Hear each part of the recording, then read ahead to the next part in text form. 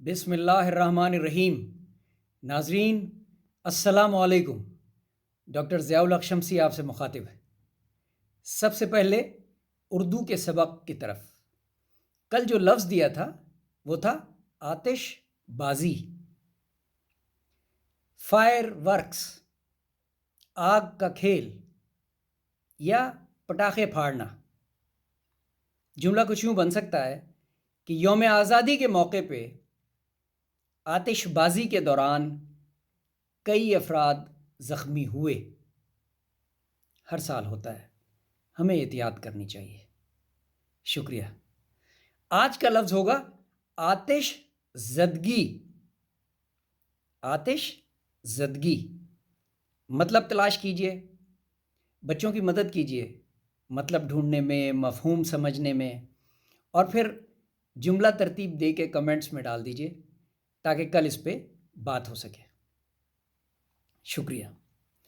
اب چلتے ہیں اپنے پسندیدہ حصے پہ اس پروگرام کے، یعنی کل کے سبق کا ریکیپ۔ کل کا سبق دہرائیں گے۔ کل ہم نے سورہ العصر کے عمومی مفہوم کو آسان اردو میں بیان کیا تھا۔ 3 اہم نکتے ہیں آپ کے لیے جو آپ آسانی سے یاد کر سکتے ہیں۔ زمانے کی قسم والعصر کہ انسان خسارے میں ہے۔ خسارہ مینس نقصان، انسان نقصان میں ہے، اور صرف وہی لوگ کامیاب ہوں گے جو صبر کرتے ہیں اور شکر کرتے ہیں۔ ہمیں حکم ہے صبر کا اور شکر کا۔ شکریہ۔ اب آئیے آج کے سبق کی طرف۔ انشاءاللہ تلاوت کریں گے سورہ الکوثر کی۔ سورہ الکوثر مکی کوثر ہے، 108 نمبر، صرف 3 آیات ہیں، لیکن آیات کی لینتھ کے مطابق یہ سب سے چھوٹی سورہ ہے پورے کلام پاک، لیکن مطلب کے اعتبار سے انتہائی جامع اور پر اثر۔ آج ترجمہ پڑھیں گے اردو کا مولانا مودودی کے تفہیم القرآن سے، اور انگریزی کا مفتی تقی عثمانی صاحب کے دا نوبل قرآن سے۔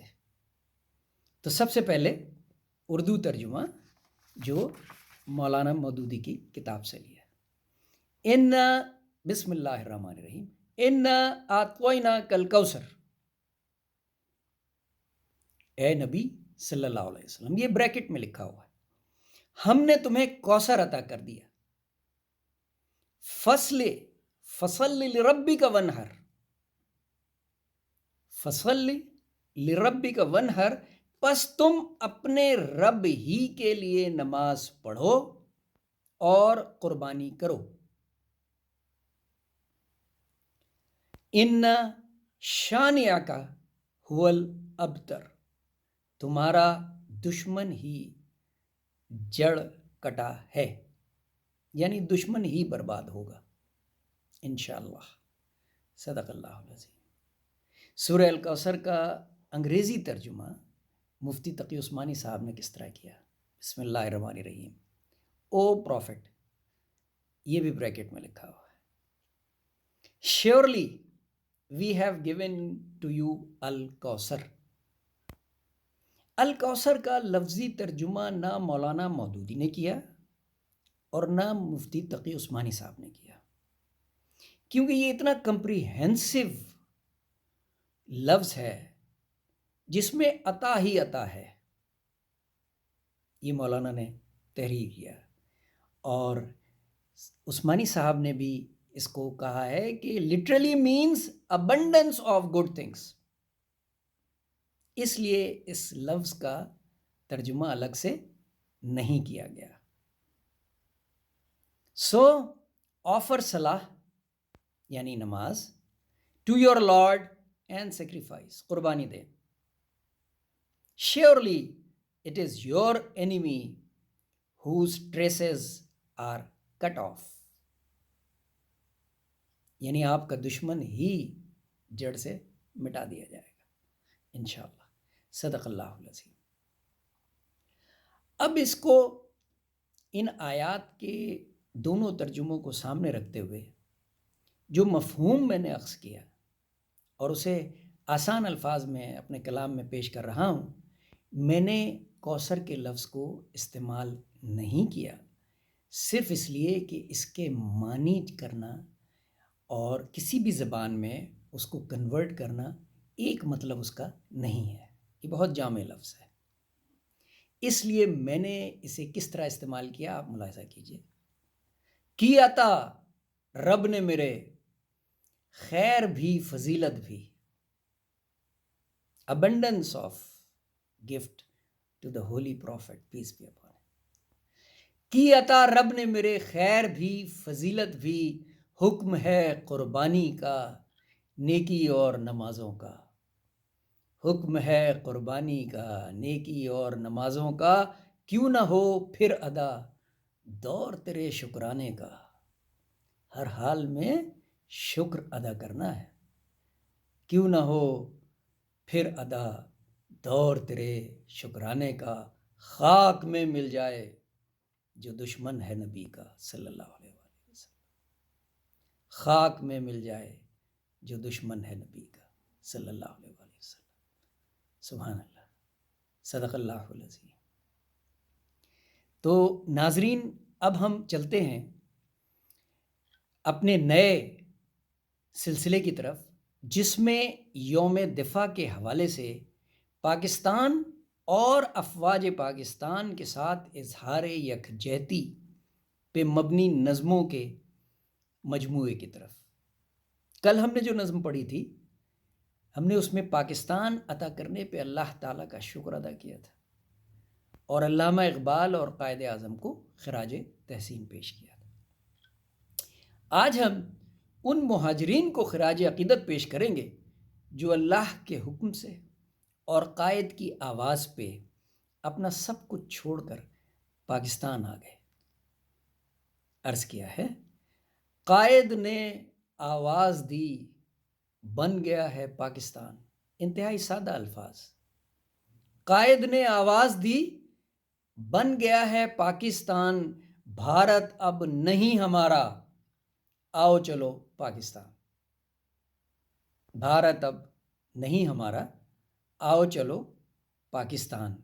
ہجرت ایک سنت تھی، قائد کی آواز تھی، سر کٹا کے چل پڑے گھر لٹا کے چل پڑے، سر کٹا کے چل پڑے گھر لٹا کے چل پڑے، فیصلہ بزرگوں کا پیارا پاکستان ملا، فیصلہ بزرگوں کا پیارا پاکستان ملا، اب پاکستان ہمارا ہے، اس کو ہی بنانا ہے انشاءاللہ۔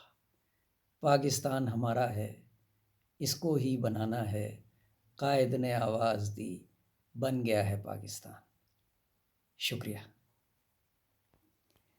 اور اب چلتے ہیں بہت کام کی بات، یعنی اللہ کے حکم کے مطابق ڈوز اینڈ ڈونٹس۔ کل ہم نے الحمدللہ اور سبحان اللہ کے معنی اور اہمیت پہ زور دیا تھا۔ آج پڑھیں گے انشاءاللہ اور ماشاءاللہ۔ قرآن میں انشاءاللہ کے لیے حکم ہے کہ کوئی بھی کام کرنے سے پہلے یہ ضرور کہو کہ اگر اللہ کو منظور ہوا، اللہ کا حکم ہوا تو میں یہ کام کر لوں گا انشاءاللہ۔